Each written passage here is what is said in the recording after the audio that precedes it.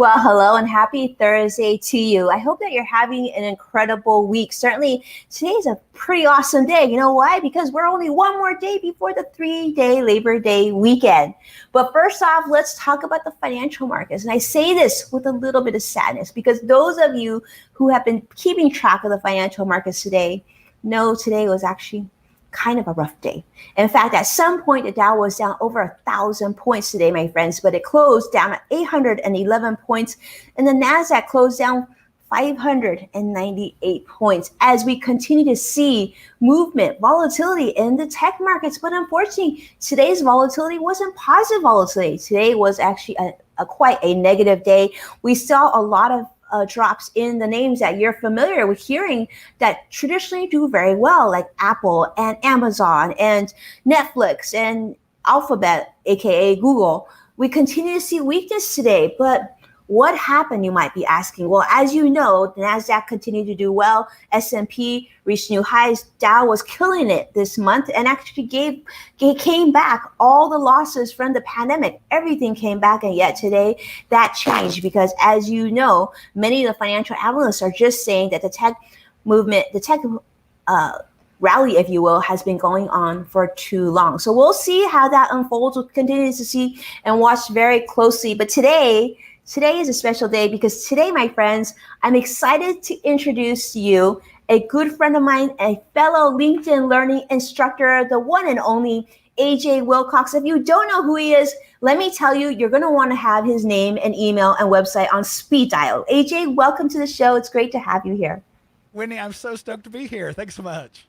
Well, thank you so much for being here. I know, you and I had the chance to meet recently on LinkedIn Learning's sort of instructor and meetup. And actually, I've been fangirling you from a distance for some time because as a business owner, you're the man to get to know, if you didn't know that already. AJ, let's break it down real quick. LinkedIn is the world's largest professional network. We know there's 706 million plus users in over 200 countries and territories. AJ, this is an area that you know very, very well. Can you give us a little background? I mean, I'm sure you didn't wake up one day and just say, you know what, I'm going to become the LinkedIn ad guru of the planet. How did this start? What was your interest? I know, in fact, you actually, this wasn't your background. I also know that you were a triathlete as well. Yeah, when I first graduated, when I was getting ready to graduate from college, I knew I really fell in love with digital marketing. And so at the time, and this was 13 years ago, I fell in love with search engine optimization and Google ads. And those were really the two pathways you could go with digital marketing. And then fast forward a bunch of years, I went and took a job for a larger B2B company. And it was my first really experience in B2B. So it's very different. And on the very first day, I'm talking to the CMO, my new boss, and I'm telling her all of my strategies for what I'm going to execute. And I remember her saying, all that sounds great. Go ahead and do it. But just so you know, we started a pilot with LinkedIn ads about 2 weeks ago. So see what you can do with it. And I didn't want to look stupid to my new boss. So I jumped in and started trying to work with the platform. And over the course of about the next 2.5 years, I ended up growing that to become LinkedIn's largest spending ads account worldwide. And the reason why is because the sales team just kept saying, wow, these leads are amazing. We're fighting over them. Keep it up. And so I'd keep investing. So long story short, after managing the world's largest LinkedIn ads account for a couple years, I finally said, okay, there's got to be more companies out there where LinkedIn ads would do well for them than just this one. And got the inkling to start an ad agency that focuses just on LinkedIn ads. It's brilliant. I know you also have a course on LinkedIn Learning that teaches this, and I know you work with many companies, and we're going to get to that. But talk to me, AJ. I think sometimes when, business owners are thinking, I mean, you basically said the magic word that we all like to hear. So many leads are coming in that we need to do more at that. We need to keep on, investing in LinkedIn advertising. I will say many business owners would love that problem, especially since we're in the middle of a pandemic, of having more leads for our businesses. Is that doable right now through what you know with LinkedIn? Do you think more companies could bring in new leads even though we're in the middle of a pandemic?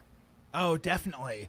The awesome part about LinkedIn's ads platform is the targeting lets you get in front of exactly the right people who would buy your product.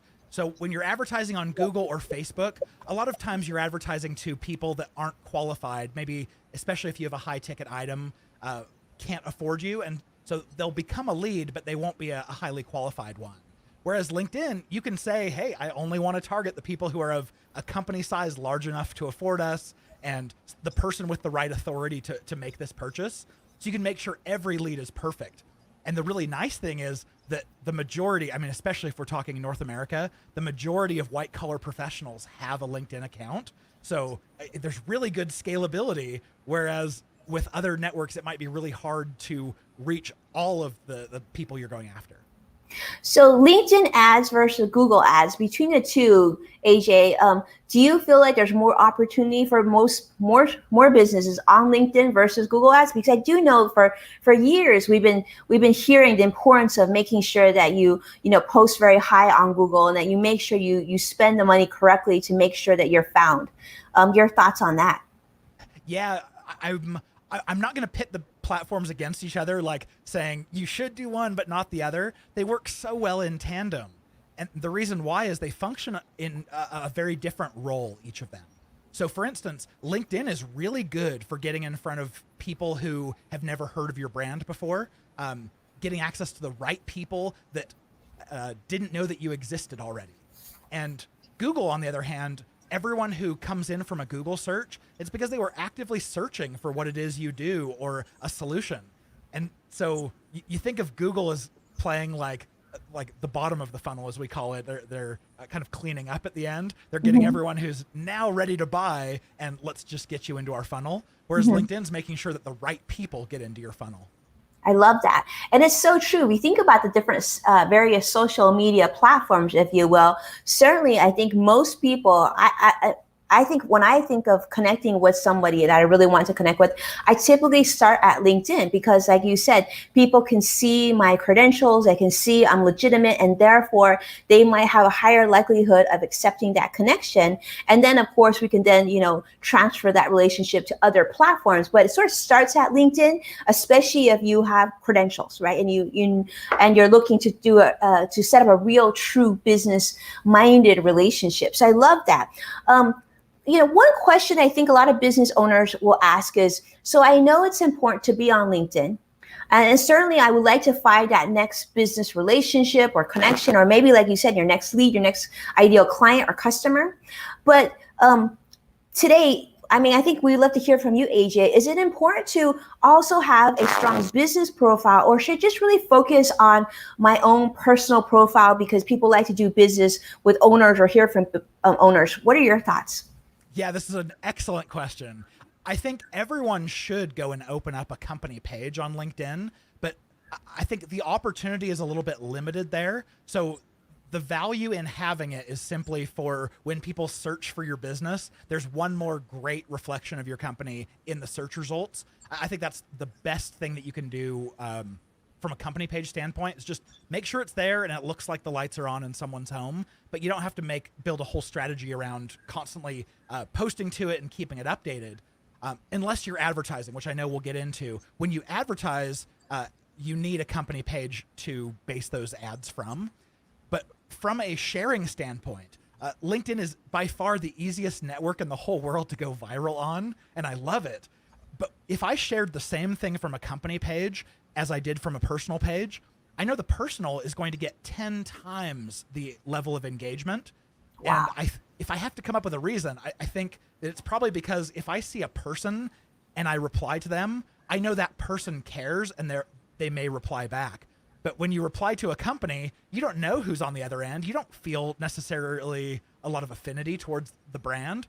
And so you're going to be less likely to comment. And that's what LinkedIn's looking for, is what are these social engagements that tell us which conversations are worth, showing to wider groups. So, it doesn't hurt to post the same thing on both, but just realize posting personally is going to get you a lot more mileage right now.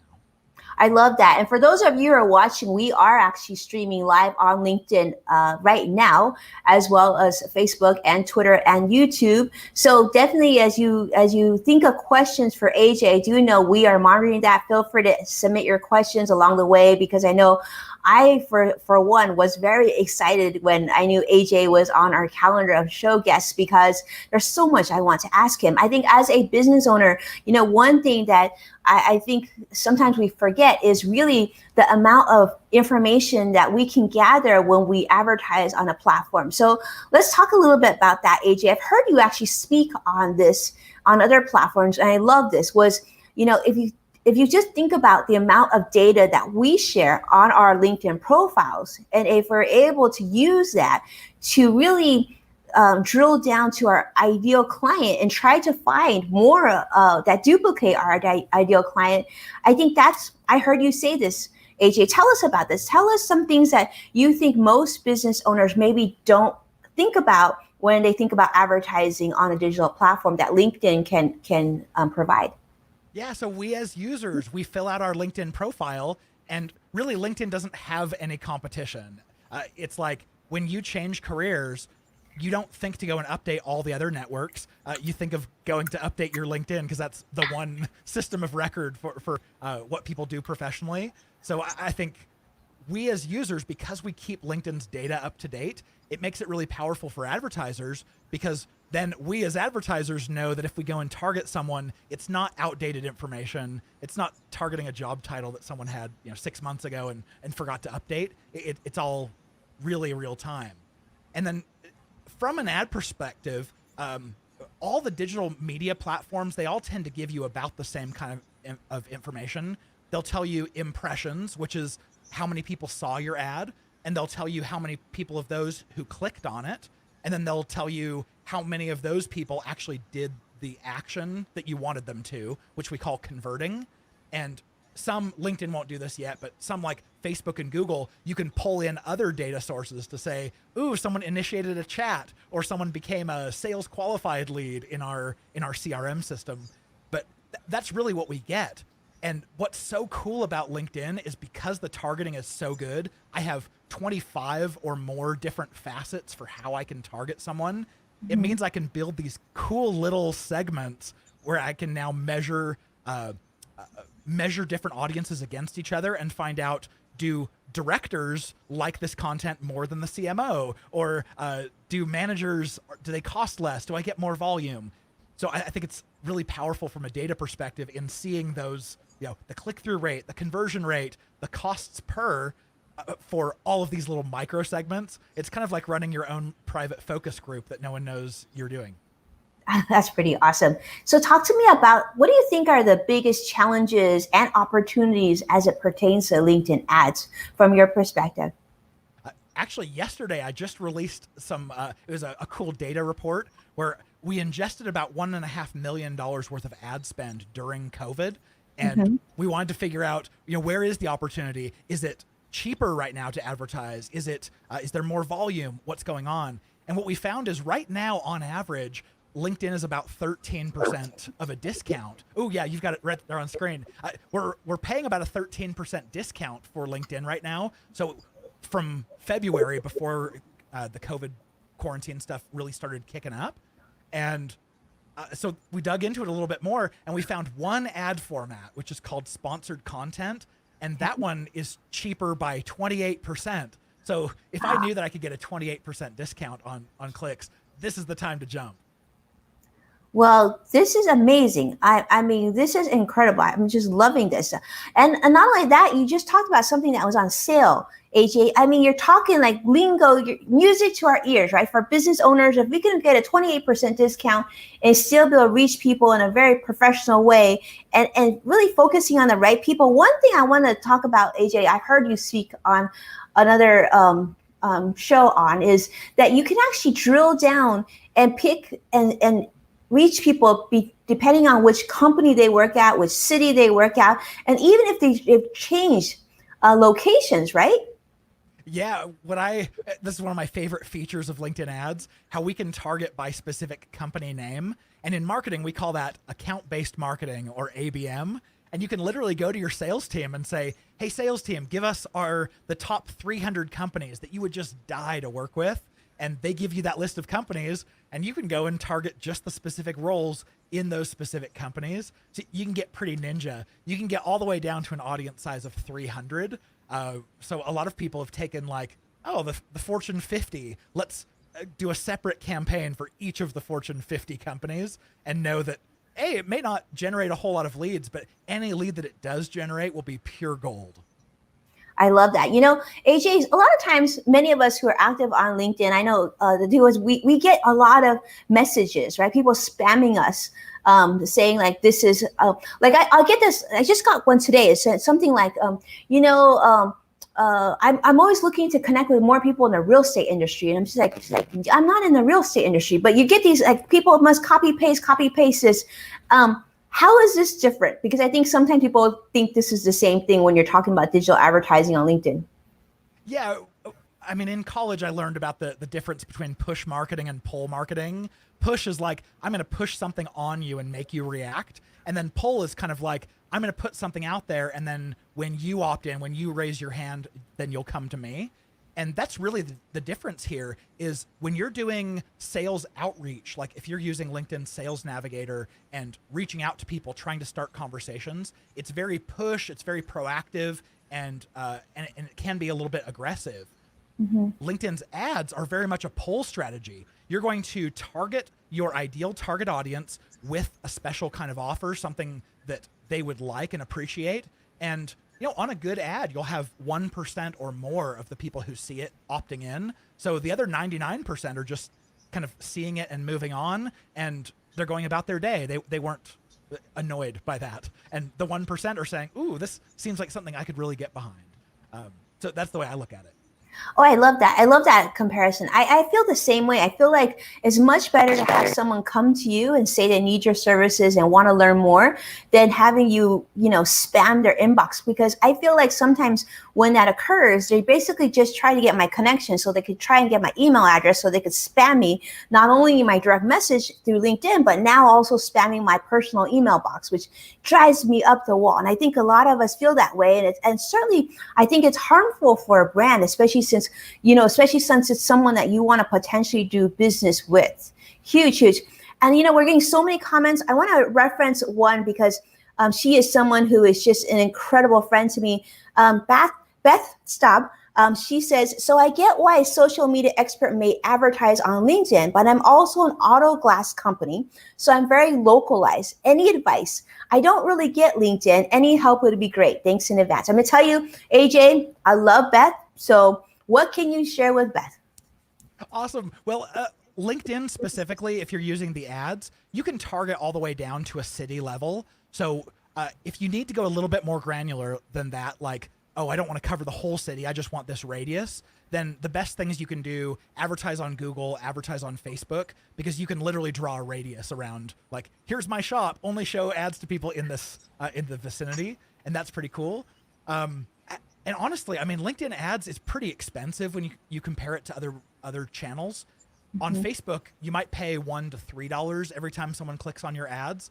But on LinkedIn, you're going to pay $8 to $11 per click. Mm. So I tell people, if you have a lifetime value when you land a customer of over, let's say, $15,000 or more, then LinkedIn ads makes sense, 100% of the time. But if it's less than that, I think LinkedIn might just be too expensive. They might have priced themselves out of the market.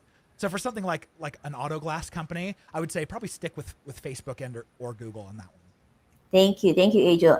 And hopefully, Beth, that was helpful to you. I really appreciate, AJ, you being so honest with us on that too. That's helpful because you have to be sensitive to that budget, right? Because as we all know, all businesses right now are struggling, and we don't want to really put their budget in jeopardy if we can avoid it. So that's actually what I wanted to ask you. Like, who would you consider an ideal candidate for LinkedIn advertising, and maybe somebody who isn't? Yeah, I have 4 criteria that I walk everyone through. The first is your audience has to be on LinkedIn. You have to be able to narrow down who the best person is based off of their role and their company size and industry, that kind of thing. And because that's the reason we pay LinkedIn such crazy dollars, is access to this very premium audience. So we got to make sure that the targeting's there. Second is, do we have something special to offer them? Or are we just asking them, come and talk to my sales rep or buy something now? Remember, this is the first time someone's ever heard of your company. And in marketing, we know that the average person needs 7 to 11 touches with your brand before they make some kind of commitment. So what we like to start with is something of real value, like, hey, download this free guide or checklist or cheat sheet. Join this free webinar, something where they are providing you their information so you and your sales team can follow up, but you're also providing a lot of value and building goodwill there. So that's number two. The third is you want to make sure you have enough budget to actually get enough data to know that it's working. And because LinkedIn is $8 to $11 per click on average, we found it usually takes about $5,000 in ad spend before we get a high enough quantity of leads that we can tell what the quality is and, with statistical significance, know what we're going to pay for those leads. And we actually can see the impact on the business from those leads starting to graduate down the sales funnel. So make sure you've got something of value to offer. And then finally, did I say lifetime value? Yeah, I think I mentioned before, but the fourth is make sure that when you close a deal, it's going to be worth enough that it makes sense to pay LinkedIn upfront. So I think of that $15,000 or higher value of a customer. I love that. And what's great, AJ, is what you mentioned is like that whole, I actually, you and I are both parents of young children, so you can totally relate to this. But, it's like when I was telling my kids, I say, whenever you reach out to anybody, think about what you can give them before you ask for something in return, right? So make sure that you, like you say, either something they can download or some webinar, or some sort of information that you can gift that creates value, and then therefore you can earn that click, right? That positive click of potentially doing business with you, and like you said, really focusing on the long game, not just that transaction of I want you to click and then move on, but really building brand recognition and really a beloved brand. And it's really interesting because you normally don't associate building a beloved brand with your advertising strategy, but you really should. And I think that's powerful. I love that, AJ. Super, super helpful. One thing that I think you mentioned before, but I'd love if you could drill down a little bit more and talk about the opportunity of targeting on LinkedIn advertising versus some of the other platforms that we're used to seeing. Yeah. So if you've been running Facebook ads for a while, you probably know that Facebook's targeting is incredible, but it's incredible for B2C advertisers. And if you're trying to qualify someone because this is going to be a big business purchase and it's business to business, Facebook doesn't have very many criteria where you can narrow in on that. So of course you'll pay significantly less for every click. All of your traffic will cost less on Facebook, but then your sales team is going to start giving you feedback like, oh, we're talking to a lot of mom and pops or tire kickers, people who can't afford us, and we've got to toss out 80% of the leads, and the ones we're left with aren't even all that great. So I would say if you have those lower lifetime values, Facebook is amazing, and I would not knock it. But if you're above like 15,000, then Facebook's just not a great platform.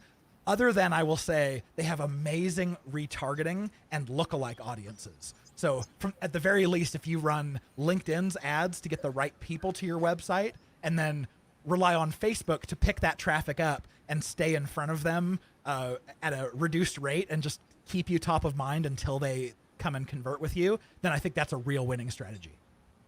I love that. Really focusing on that, the abilities of LinkedIn and what they do best at. But I like that you also mentioned the importance of making that additional investment. That means it sounds like it's a different level altogether, right? I think there's an opportunity there, but it's going to cost you more than at some other platforms. And really thinking about your company and who, like you were saying, AJ, of like that $15,000, sort of that number, right? And if we sign on one additional client, would we potentially get 100,000 from them? Then it would make sense. And so you start. And then I think you mentioned earlier too that sort of your initial ad budget, you have to think of it as a minimum of 5,000, right? Yeah, and I say that because that's how much data that you want so that you can actually start to optimize and know with statistical significance that it's working. And also, I mean, selfishly, as a small business owner myself, if I hire an agency and I can tell after 1 month of work that, this channel is not going to work for us, I would love to fire that agency and not have to pay a minimum agency fee for another 2-3 months just to find out, I sunk my money into something that didn't work. I'd much rather know with assurance during month one, yes, this is worth continuing to invest in. So AJ, have you seen in your experience, have there been certain industries or company types that do particularly better than other industries on LinkedIn advertising? Have you seen that? Yeah, definitely. We found three kind of niches that tend to make sense the vast majority of the time. The first is any kind of high value lead gen. So this is mostly B2B companies, but B2C as well, as long as their lead, their customer when they land them is going to be worth, $15,000 or more. The second is white collar recruiting of almost any kind. If you're trying to hire someone who, for a specific role that has a certain set of skills, you can show ads just to people who already own those skills and are in your local area with an ad that just says something like, hey, you look qualified, would you be interested in applying? And you get this amazing like passive talent. These aren't the active job seekers that you might get from a job board. And third one I want to highlight is actually higher education, especially MBA schools when they're looking to recruit, because we can target people by, yes, they have a bachelor's, but no, they don't have a more advanced degree than that. And here's what they studied in school, and this is where they're located. Makes for some really good targeting for higher ed. Oh, how interesting. That's fascinating. And I love that, but that it makes sense. So let me ask you this, AJ. So if you are a candidate, you're like you said, a higher level white collar candidate, do you recommend that they also subscribe to something like LinkedIn Premium to make sure that your profile pops up maybe a little higher than everybody else? What are your thoughts on that? Yeah, I think LinkedIn has a profile step. It's right in between the free and the premium, and I think they call it Job Seeker. And I want to say it's something like $20 a month to do. But here's the way I think about paying LinkedIn for anything is I'm going to use the crap out of the free one, and I'm only going to pay money to upgrade when I hit some kind of wall. And with the free one, if you're going and applying for jobs and checking people out and networking, halfway through the month, you might get a wall that says, you've done all of your searches on your free account, you need to upgrade. At that point, I'd say, yes, absolutely, it's worth upgrading. But I wouldn't pony up the dough until I absolutely had to. I love how you're trying to save us money, AJ. This is so kind and gracious of you. We have a question coming in from LinkedIn, actually, and that is, what do you feel are three main components of a good advertising strategy? AJ, what do you think? Oh, I actually have a great answer for this. And it's an acronym that I call AMO, A-M-O, and it stands for your audience, your message, and your offer. So the three main components are really the audience, who you're targeting, and we're very good at that on LinkedIn because they've given us such good targeting facets. M is your message. It's what your prospect actually sees, the ad text, the imagery, or the video. And then finally, O, the offer. And this is by far the most important piece is what's your call to action, essentially? What are you going to ask someone to do? And if you can align those three things, what you see is your ads account on LinkedIn really turns into a lead generating machine. It just is constantly churning out, and it feels very much like a lubricated machine. But if one of those things is out of alignment, you're targeting an audience who isn't a good fit, or you're showing an offer that people don't actually care about, then it starts feeling like pulling teeth to try to get traffic from the platform. So you'll know when you've aligned your ammo that you've got those three things in alignment. It's a lead generating machine. I love that. Okay, talk to me about LinkedIn. Your philosophy is obviously you are the LinkedIn ad ninja here. We totally have established this, but some of the best practices when you work with your clients, do you encourage them to create more connections with people, or are you really advertising on the business page? Like, how much does the personal activity impact to what you do for your clients? Oh, I love this question. And traditionally, the organic and the paid side of LinkedIn are very, very different houses. Right. You have the organic side that is like really kind, and what you share goes to a lot of people, and it's free and it's awesome. And then you have the paid side that's really expensive, and you've really got to make sure you're buttoned up for. So generally, I would say, if someone sees your ad, the only thing they can access is your company page. They're not going to see the personal profile of the CEO or who is actually running the ads. So you can keep them quite separate. But one fun little hack that we've found in recent, I guess, years is when you are connected to people, you can download your connections on LinkedIn into a spreadsheet, and then we can turn around and upload that list into LinkedIn as what they call a matched audience. And so use case here is like, let's say you're the CEO of a company and you're really well connected in your industry. People know you, like you, trust you. When you go to show ads to the people who already know who you are, chances are it's going to be a nice warm audience that responds highly. And so a lot of times we'll have our clients, go to their CEO, their whole exec team, download their connections, and let's do a campaign where we're showing just the connections of the exec team. And oftentimes that's a really high performer. Oh, that's brilliant, because they already have buy-in. They already trust the person, the executives that work in the company. So it's like there's sort of that brand name recognition. I love this hack, AJ. Loving it. All right.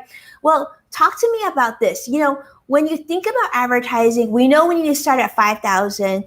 We know we need to take a look and make sure, there's sort of the end game is to bring on additional business that could generate at least 15,000 to offset what we're spending. So it's almost like a threefold, right? When you work with a company, typically, how long of a commitment works best? When they work with you, usually if they're with you for 5 months, a year, sort of, what does your dream client look like, AJ? Awesome. Well, thanks for setting up a nice soft pitch for me. What we find is, depending on the client's sales cycle, some have a sales cycle that might take a month or two. Others might be 8, 12, 16 months to close a deal. And so I would say try to run your ad program as long as it takes to see whether or not the quality of these leads is worth what you're paying for them. We love to commit for an initial 3-month period, because that's generally enough time that during month 1, we're generating a bunch of leads. And then month 2, we see how those turn into marketing qualified leads. Month 3, we're starting to see sales qualified leads or proposals go out, maybe even the odd closed deal here and there. And so if you can stick with the program long enough to watch the conversion rates from each sales step to the next, that's when you really get to prove that, LinkedIn ads really is providing amazing lead quality and great traffic that we can't get anywhere else. So I'd say stick with it long enough to just see that happening so that you can have faith that it's worth continuing to invest. I love that. We hear a lot on social media about the difference between, rental property and owning your property. And so a lot of people say, well, social media platforms are rental properties, right? Like we're renting space on LinkedIn, on Facebook, on Twitter, wherever you may be. But to have ownership is to own that email, right? Own that property so that you can continue to sell to them or introduce new opportunities or ways that you can do business together. Your thoughts on that, like in terms of, obviously, I know you specialize in advertising, but how does that come into play when you make strategy decisions for the companies that you consult with? Yeah, I think it's really important to build your list. And it was especially important when it was like your ad platforms are very separate from your email list. Mm-hmm. But now pretty much every major ad platform allows you to upload your email list to target them on whatever network that is. So we can do the same thing on LinkedIn as you can on Facebook, on Twitter, and even Google with a little bit of limitations. Mm-hmm. You can take your whole email list and upload it. And what's so cool about this crossover, of course, you might say, well, why would I pay anything for to show to people who I already own their emails? I can email them for free. Well, so many of your emails are going into a promotions folder or a spam folder, and they're just not even being seen. But if you've identified these are exactly the right people, you can send them an email for free for sure, but then also be present when they're there on social media and they see your ads on Facebook reminding them. They see your ads on LinkedIn when they log in. And it's a really nice way of bridging the gap. So any client who has that data, absolutely, we want to use it. I love it. And I'm going to ask you another question because I think this is something that I've heard other businesses ask about. So you mentioned a little bit briefly, but I was hoping you can explain this a little bit more. A lot of businesses know about something called LinkedIn Sales Navigator versus your area expertise, which is advertising. Can you explain more clearly maybe the differences between those two? Yes, absolutely. So Sales Navigator is the highest license of LinkedIn that you can buy. And it pretty much gives you, I mean, there are some limitations, but think of it like they will let you search for people organically by the same types of filters that we can target them on the ad side. So you can say, LinkedIn, show me a list of everyone who has a VP or above title in my industry in companies with larger than 500 people. You can do that, and Sales Navigator will spit you out this list, and you could go and start reaching out to those people proactively. And of course, that takes a lot of effort. That's a sales rep or a recruiter's time going through and reaching out to each person individually. Whereas when you're running ads, you get pretty much the same filters. And I'll say Sales Navigator is like, I think it's $80 a month. Someone correct me if I'm wrong.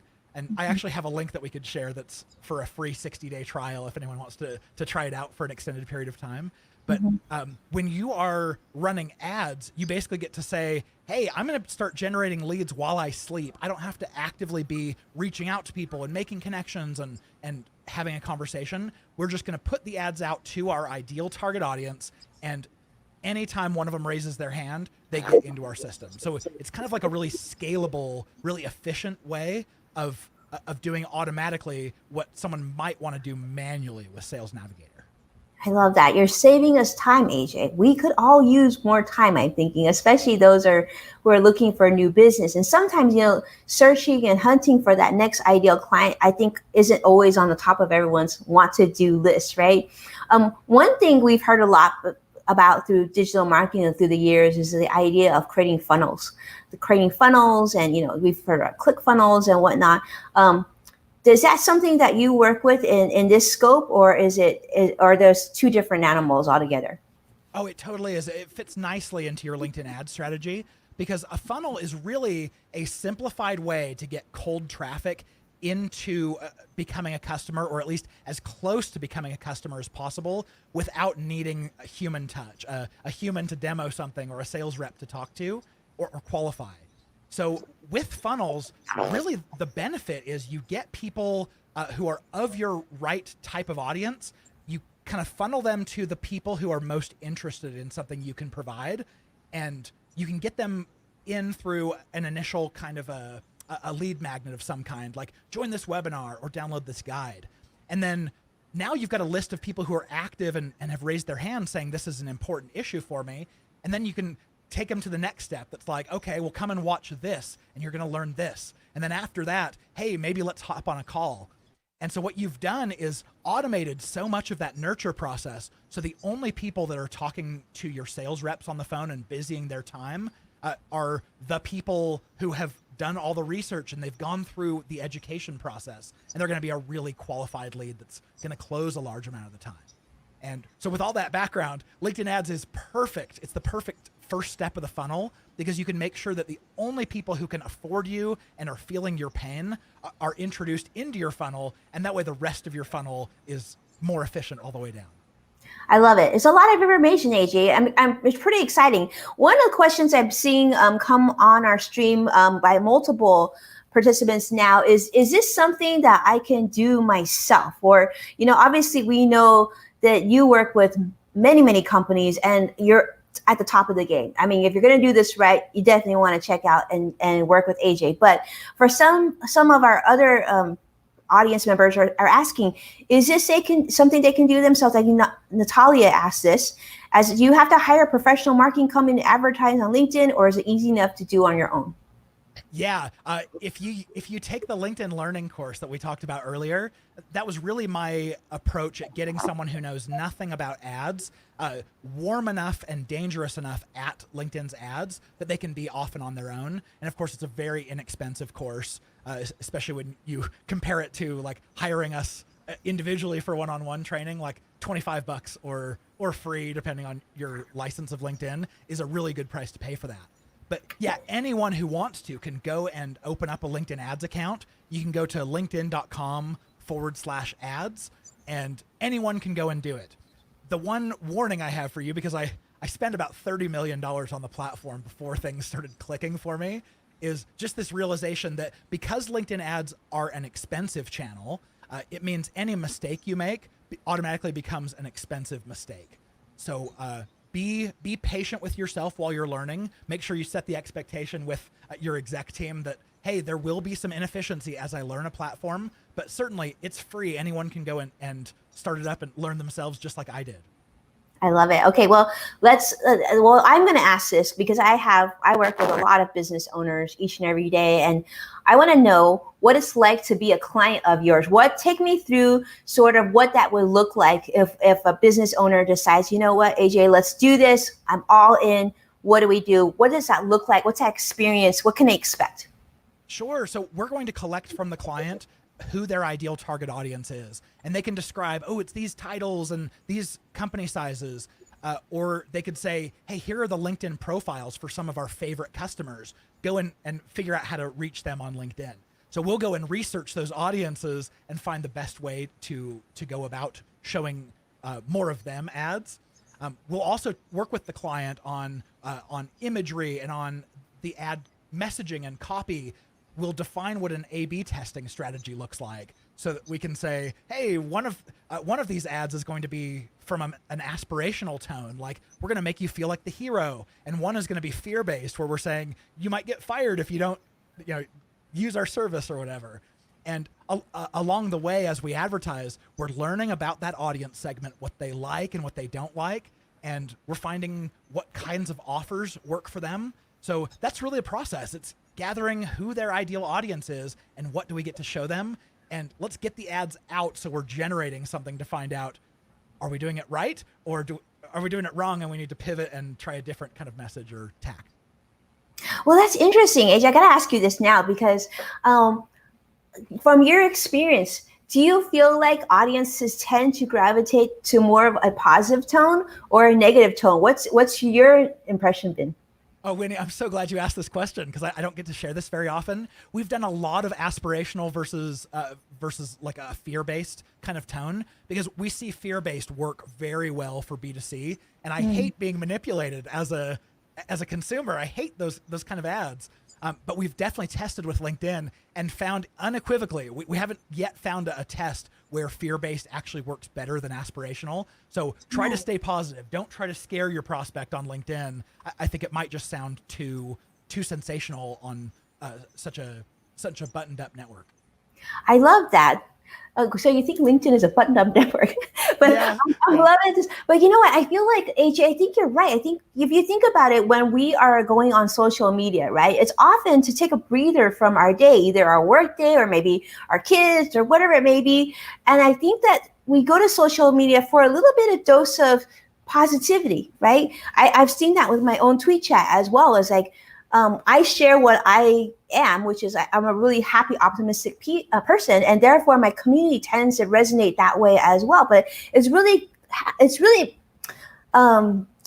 powerful, I think, to know this from your experience, that also translates really well on LinkedIn and in advertising. So for those of you who are watching, I don't know about you, but that alone was worth watching the whole show for. That was genius, AJ, on top of everything else. I mean, tell me, those of you who are watching, do you not wish you were hanging out with AJ Wilcox right now? Because we are hanging out with AJ Wilcox right now. And this is amazing. So he has a course on LinkedIn Learning. As you know, we are both LinkedIn Learning instructors. We are friends. I will tell you, I have a lot of more questions on LinkedIn advertising. And for those of you who are looking to sort of take your business to the next level, perhaps, this LinkedIn might not be the perfect fit for you, but I imagine many of you are looking at LinkedIn advertising much more differently than you were before you joined our show. And AJ, do you hear that a lot? Like, I didn't know that this was possible on LinkedIn. Yeah. I mean, when I very first started the agency about 6 years ago, I would have to educate people on, LinkedIn has an ads platform and what are its capabilities. And now we're seeing where the majority of our clients who come to us already have a thriving program on Google and on Facebook. And they just realize, the sales team keeps complaining about lead quality. Maybe we should start throwing them a bone and give them some higher quality leads. And that's kind of how they're migrating into LinkedIn. So I love it. Certainly the world is coming around. 6 years ago, I didn't know if I was going to start a business that could even sustain my family. So I'm really glad that LinkedIn's getting more popular.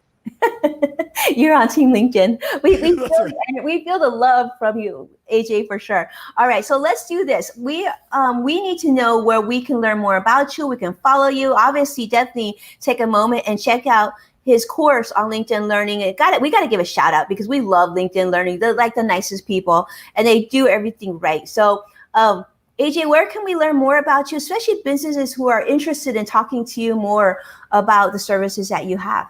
Yeah, I'm really easy to get a hold of. If you go to our website, b2linked.com, and fill out the form on any of those pages.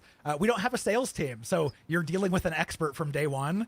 Just fill out the form on any page, and you won't be put on a spammy newsletter. It just goes directly to my inbox, and I'm not a sales guy. So, and I'll tell you the truth because I disqualify people pretty quick. Like if LinkedIn ads isn't great for them. The other thing I'll throw your way is I have a podcast, episode 31 just launched this week, and we go really deep into LinkedIn ads. It's called the LinkedIn Ads Show. So if this is if the level of geeky that we're talking here, Winnie, is really exciting to you guys, then I think you'll probably really like the podcast. I love it. Okay, so podcast, website, and obviously we know that AJ is on LinkedIn as well, so you can always find him there. You got contact information, but there's a great form here. So definitely want to encourage you to engage with him. He's definitely my go-to on all things LinkedIn advertising for sure. So thank you, AJ, for your time. Really appreciate you being here, and thank you for sharing with all of us. And for all of you for tuning in and joining us, we couldn't do this without you. Thank you so much for being here and engaging and sharing your ideas and questions, most of all. Thank you. Can't emphasize enough how much this means to us. And as always, if you do me a quick favor, jump on YouTube, subscribe to Winnie's Son TV, turn on that golden bell. I would be truly grateful. And of course, if you have any follow-up questions after you think about this, because that always happens to me. We walk away, we're starting our business, and you're like, oh, I should have asked this question, but I didn't know to answer the question. Go ahead and submit those questions on LinkedIn or any social media platform that you're currently on. Tag me on it, and then we'll definitely get that over to AJ, and we'll try to answer that on a future show. AJ, I just got another favor to ask you before you go. Oh, bring it on. What can I do for you? Can you come back? We would love to have you back. Continue to come back and share more of your ninja-ness with us. Will you do that? Oh, yes. Count me in anytime you need me. And anyone who's watching, if this was interesting to you, let Winnie know that there's demand for it, because I don't want to come and talk to an audience who just doesn't give two craps about LinkedIn ads. But if this is fun, have me back anytime. Lovely. Thank you so much. I'm pretty sure it's going to do very, very well. And then thank you so much, my friend. I hope you stay safe. Enjoy your time with your little ones. And I will as well very soon. Thank you for your friendship and just being so gracious and generous with your knowledge. This is what we need more of during this pandemic. And that was the heart and soul of why we started doing this daily live stream as well. So friends, if you found AJ to be helpful, do me a favor. Share this episode with all your friends and family, and we can just start hashtag AJ Wilcox LinkedIn Ad Ninja. That's almost too long. So let's just say AJ Wilcox rocks. Why don't we start that? I'm loving it. But thank you, my friend. And you can tell your kids, Daddy was really awesome and popular today. Oh, and they'll totally believe me. I love it. Well, thank you, my friend. And I will certainly reach out because I actually probably have some questions on our own companies that I would love to learn from you. And yes, thank you so much for all of you tuning in. And we'll see you again tomorrow as we do our Friday last live stream show before the week. And as you know, Fridays are always special because Friday is about you. And that is a day where we address your questions on the air. So do me a favor, if you have any other questions, submit them. We're collecting them actively. And of course, we collect them on the show as well. Send me those questions that you have about the money, about the financial markets right now, anything, in fact. You can send them to me and we'll take a look at it. And then maybe we will actually have you share that on the show tomorrow. Thank you so much for your time. I'll see you again tomorrow. Bye-bye now.